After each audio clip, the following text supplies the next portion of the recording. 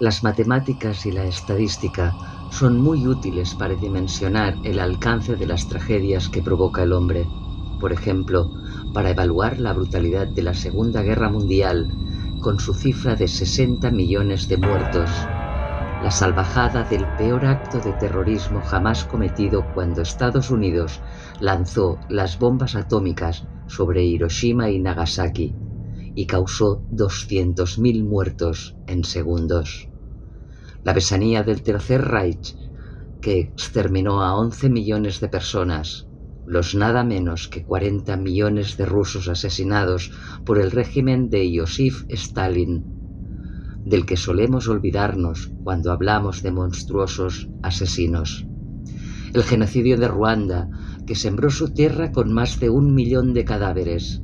La pasividad de la ONU, que permitió el fusilamiento de 8.000 bosnios en Srebrenica. La locura del régimen de Pol Pot, que redujo a la mitad a su población, por hablar de algunos de la infinidad de actos horribles cometidos en los últimos 100 años y de los que no hemos aprendido absolutamente nada. El 7 de octubre de 2023, Hamás y otros grupos armados palestinos lanzaron una ofensiva para invadir la Franja de Gaza, un hecho que causó decenas de miles de muertos y que ha desplazado por la fuerza al 90% de la población, desencadenando una catástrofe humanitaria sin precedentes. En este video te contamos cómo impactó a nivel estructural y demográfico la guerra que se desató entre Israel y Hamás en varias localidades de Gaza. Ciudad de Gaza antes del conflicto. La ciudad de Gaza era el centro urbano más grande y vibrante de la franja, con una población de aproximadamente 775.000 personas. Tras los enfrentamientos, alrededor del 75% de sus estructuras resultaron dañadas o destruidas, incluyendo edificios residenciales, hospitales y escuelas. Según han reportado diversas ONGs, los bombardeos israelíes han destruido o dañado parcialmente el 45% de todas las viviendas de la Franja de Gaza. En la ciudad de Gaza, barrios enteros han sido arrasados, dejando a miles de familias sin hogar. Además, más de 30 hospitales han sido destruidos, lo que ha dejado al sistema de salud al borde del colapso. Según se estima, el 90% de la población de Gaza ha sido desplazada debido a los combates, buscando refugio en zonas consideradas más seguras o en países. Y aunque se ha establecido una tregua y algunos habitantes han comenzado a regresar, muchos se encuentran con la destrucción total de sus hogares y la falta de servicios básicos, lo que dificulta la reconstrucción de sus vidas. Beit Hanun. Situada en el norte de Gaza, esta ciudad fue una de las primeras en sufrir graves daños debido a su proximidad a la frontera y su uso estratégico en las operaciones militares. Las imágenes satelitales muestran una destrucción casi total, con barrios enteros reducidos a escombros. El estimado indica que alrededor del 80% de los edificios residenciales fueron destruidos o dañados irreparablemente. Además, el sistema eléctrico y de agua potable ha sido destruido, dejando la ciudad completamente a oscuras y sin acceso a las fuentes hídricas. A nivel demográfico, antes del conflicto, Beit Hanun tenía una población de aproximadamente 52.237 habitantes en 2017. Sin embargo, debido a la intensidad de los combates y la destrucción masiva, la ciudad ha sido completamente despoblada. Shuhaya. Este barrio, conocido por su densidad poblacional, ya había sido escenario de intensos combates en conflictos anteriores. En la reciente guerra volvió a ser duramente afectado, con numerosos edificios colapsados y una infraestructura severamente dañada. Entre el 26 de noviembre de 2023 y el 6 de enero de 2024, las fuerzas israelíes demolieron aproximadamente 750 estructuras en Shuhaya, incluyendo 2 escuelas y varias mezquitas. Además, la guerra causó que entre 60.000 y 80.000 habitantes de Shuhaya fueran desplazados debido a los intensos combates y la destrucción de sus hogares. Rafah. Ubicada en el sur, en la frontera con Egipto, Rafah fue testigo de intensos bombardeos que destruyeron gran parte de sus edificaciones. Se estima que alrededor de 1,5 millones de personas desplazadas se refugiaron en Rafah durante el conflicto, lo que llevó a una sobrepoblación extrema en la ciudad. Numerosos hospitales, clínicas y escuelas han sido destruidos o dañados, lo que ha dificultado la prestación de servicios médicos y la continuidad educativa. Khan Yunis. Esta ciudad del sur de Gaza también sufrió daños significativos. Aunque inicialmente fue considerada un refugio seguro para los desplazados del norte, posteriormente fue objeto de ataques que afectaron su infraestructura y viviendas. Los bombardeos israelíes han afectado gravemente a Khan Yunis, incluyendo la destrucción de complejos residenciales como Hamad City. Además, el Museo Cultural Al-Qarara fue destruido en octubre de 2023. El conflicto ha provocado el desplazamiento de miles de residentes de Khan Yunis, quienes buscaron refugio en zonas consideradas más seguras como Rafah. La sobrepoblación en refugios temporales ha llevado a condiciones de vida insalubres y a la propagación de enfermedades. La falta de acceso a servicios básicos ha agravado la situación humanitaria en la región. Sin duda, la destrucción de Gaza ha generado una de las peores crisis humanitarias del presente siglo, y aunque se firmó un alto al fuego entre Hamás e Israel y se está promoviendo el retorno de miles de desplazados, la reconstrucción de la región ha sido catalogada como una tarea titánica que deberá involucrar a más de una potencia mundial.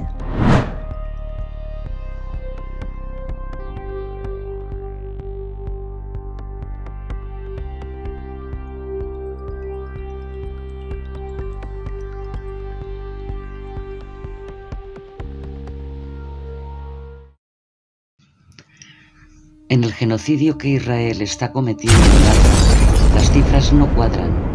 La prestigiosa revista británica The Lancet las multiplica por 4. Las bombas israelíes lanzadas sobre Gaza, más de 100.000 toneladas, equivalente por su poder de destrucción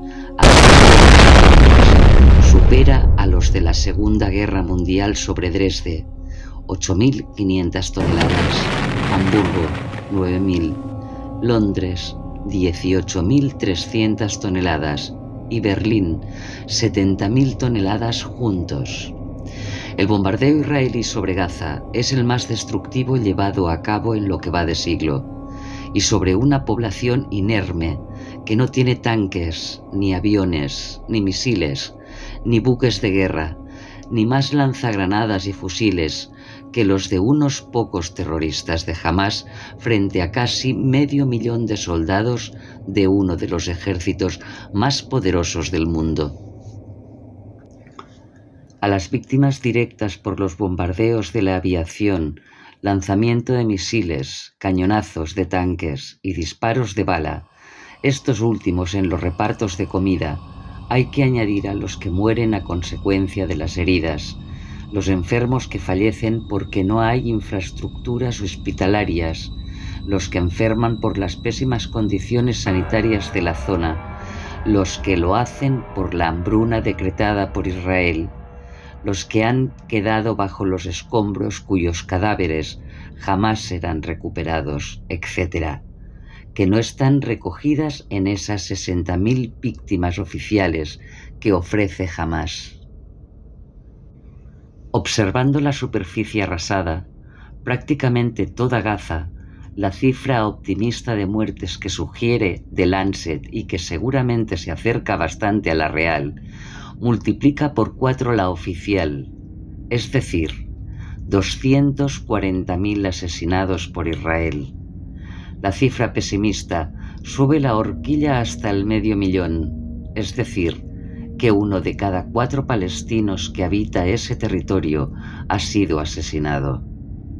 Si aceptamos que se han lanzado más de 100.000 toneladas de bombas sobre Gaza, 5 muertos por tonelada es una estimación a la baja.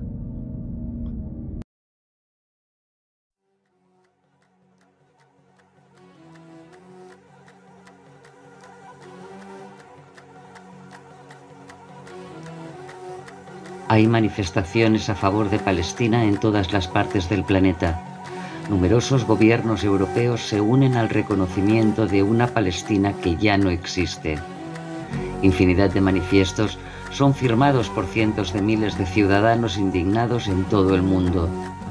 Palabras que muy poco efecto hacen frente a las balas, pero que son necesarias porque todo suma, hasta la más pequeña iniciativa, como de enviar comida en botellas por el mar Mediterráneo, con la esperanza de que lleguen a las playas de Gaza. A finales de agosto, una flotilla de barcos internacionales intentará romper el bloqueo impuesto por Israel.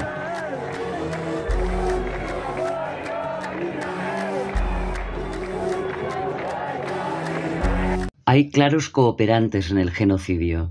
La Unión Europea, con su pasividad criminal ante lo que sucede, ni siquiera ha roto su relación con Israel, un Estado que lleva violando los derechos humanos desde hace muchos años y no implementa una sola sanción económica. Estados Unidos, que suministra a Benjamin Netanyahu las bombas, son los cooperadores necesarios para que el exterminio de la población de Gaza se lleve a cabo. El único consejo que Donald Trump ha dado a su colega israelí es que acabe cuanto antes la guerra, es decir, que aplane todo el territorio de Gaza de una vez por todas, y esa es la luz verde que el criminal que gobierna en Israel esperaba para completar su trabajo, prometiendo facilitar la inmigración voluntaria de los sobrevivientes a otros países.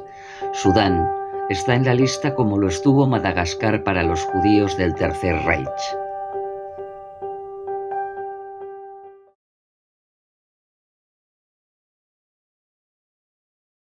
Justificación en la idea de que como todo esto responde a lo de Hamás, recordemos por otro lado que esto no empezó el 7 de octubre del año 2023, sino que llevamos ya 77 años como mínimo desde la creación del Estado de Israel, con 6 guerras árabe-israelíes, con 2 intifadas palestinas, y estamos ahora en la 6ª operación de castigo en lo que llevamos de siglo por parte de Israel, fundamentalmente en Gaza, pero también en Cisjordania. ¿Cuál es la explicación?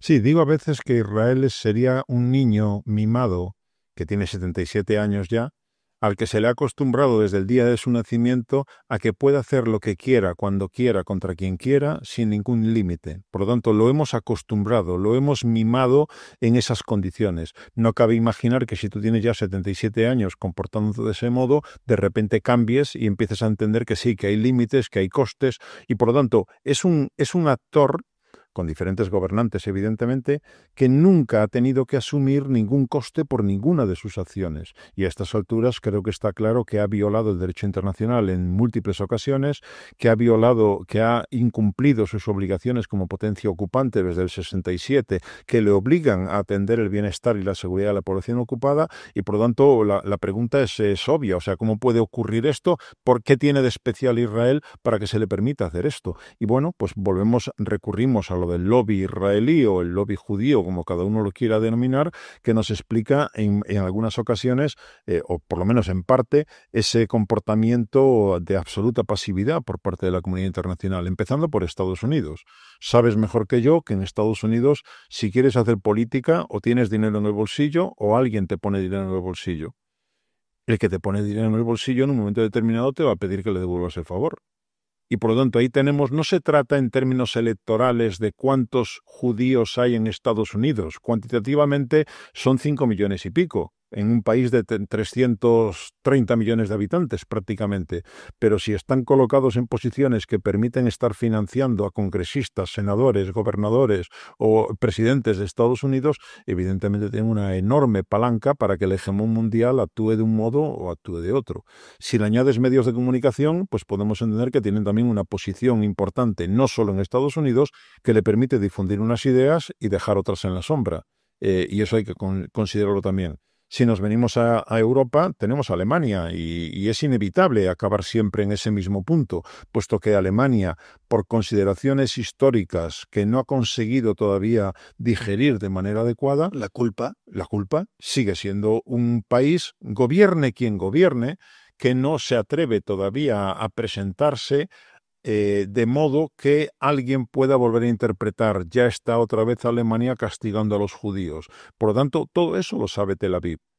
Y eso es lo que le permite aguantar las críticas que pueda emitir los países de la Unión Europea, sabiendo que es bla, bla, bla. sabiendo que detrás de eso no va a venir una decisión del conjunto de la Unión Europea que utilice las palancas que ya tiene como principal cliente y socio comercial de Israel, como principal donante en ayuda al desarrollo a los palestinos, que le están cubriendo lo que Israel no cubre de sus obligaciones, porque no hay voluntad política para romper todavía ese molde. Y eso lo aprovecha Israel, evidentemente. La guerra puede terminar mañana si Gaza, o más bien Hamás, depone las armas y libera a todos los rehenes que aún mantiene. Gaza será desmilitarizada. Israel tendrá la responsabilidad principal en materia de seguridad. Se establecerá una zona de seguridad en la frontera de Gaza con Israel para prevenir futuras incursiones terroristas.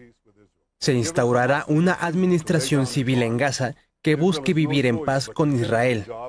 Dado que Hamás se niega a deponer las armas, Israel no tiene otra opción que terminar el trabajo y completar la derrota de Hamás. El Gabinete de Seguridad de Israel instruyó a las fuerzas de defensa de Israel a desmantelar los 2 últimos bastiones de Hamás en la ciudad de Gaza y en los campamentos centrales. Contrario a afirmaciones falsas, los genocidas de Israel niegan sus operaciones de exterminio. Mienten descaradamente en las redes a través de sus voceros diciendo que es la ONU y las ONGs las que no están facilitando la ayuda humanitaria a la exhausta población de Gaza, que es Hamás quien asesina a los palestinos. En su cinismo criminal, tacha de terroristas a los más de 200 periodistas que han asesinado. Las cifras de las matanzas son demoledoras. Jamás se había asesinado tan impunemente. Más de 20.000 niños, 1.600 médicos y sanitarios, 310 empleados en la UNRWA, 120 académicos, 28 escritores, 3 futbolistas. El 90% de los edificios dañados o destruidos, el 80% de sus hospitales y escuelas arrasadas. Los tiradores militares haciendo puntería sobre niños que van a recoger la comida y a la luz del día y ante nuestros ojos. Las víctimas de Gaza tienen cara, nombres y apellidos. El periodista Anas al-Sharif, la periodista Marwa Muslim, la niña de 3 años Asel, la novelista Eva Abu Nada, el pintor Fatih Gaben, Yahen Ahmad, la niña que daba clases de cocina, Suleiman al-Obeid, el Pelé de Palestina, Fátima Hassouna, fotógrafa, Mahmoud Abu Nujaila, médico de Médicos Sin Fronteras, Ismail al-Ghul, periodista, Hossam Sabat, periodista.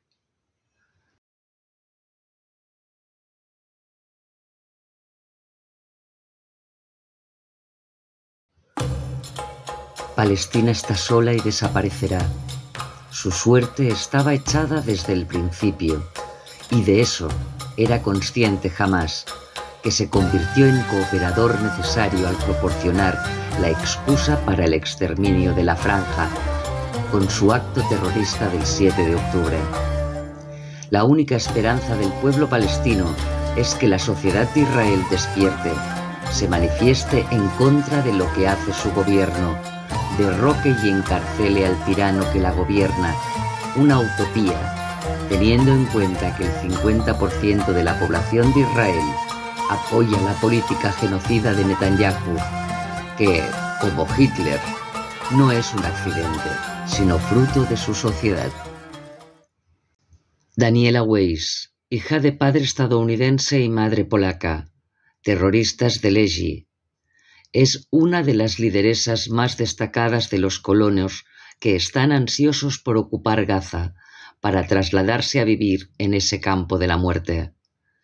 Un periodista le preguntó por los niños palestinos que mueren a diario. Su respuesta fue muy clara: mis hijos van antes que los del enemigo. Los colonos observan con prismáticos desde los altos de Israel cómo su país reduce a cenizas el que será su nuevo hogar, cimentado con los huesos, la carne y la sangre de los palestinos. El resort de lujo que quieren implantar en Gaza Donald Trump y Benjamin Netanyahu. I can very easily show. You can see the 6 different spots from the northern part, close to Ashkelon, and till Egypt. I have a list, 1,000 families enrolled for reconstructing, rebuilding Jewish communities in the Gaza area. What you say, according to international law, is ethnic cleansing. Okay, it's not genocide and it's not ethnic cleansing. Why not? Because the Arabs want to annihilate the Jewish state and we protect ourselves. You have hundreds of thousands, children, infants, women who are pregnant, Palestinians who live in Gaza and they are being starved to death. After the 7th of October, history changed a leaf. The people who live in Gaza lost the right to stay here even one day. So every day that they still stay here is one day too much. Het strand van Tel Aviv, de oorlog in Gaza, amper een uurtje rijden van hier, is erg veraf. This is definitely not an ethnic cleansing. Ethnic cleansing, believe me, with the idea we have, we can just send bombs and that's it. Gaza is gone if we want. We should solve this in a diplomatic way with the Palestinians there, not without them. Have you seen like the images that come out of Gaza recently? A lot of fake news, yeah. I don't believe it. Listen, I don't believe it. Sorry they put it like this, but don't mess with the Jews. Don't come and murder people and rape people and kill people and expect what should we do? La pensadora judía Hannah Arendt dijo: la muerte de la empatía humana es uno de los primeros y más reveladores signos de una cultura a punto de caer en la barbarie. El mundo acaba de caer en la barbarie. El paradigma de la bondad acaba de ser sustituido por el de la maldad. Los Trump, Netanyahu, Orbán, Putin, Milei son la prueba de ello. La psicopatía de masas se ha instalado en el planeta Tierra. El holocausto del Tercer Reich se llevó a cabo en secreto, aunque la población de Alemania mayoritariamente lo intuyera y mirara hacia otro lado. La masacre que está llevando Israel en Gaza es pública. La vemos a diario gracias al esfuerzo de los fotoreporteros palestinos, que están siendo sistemáticamente eliminados por el ejército genocida. A los que nos preguntábamos cómo fue posible Auschwitz, Gaza es la respuesta.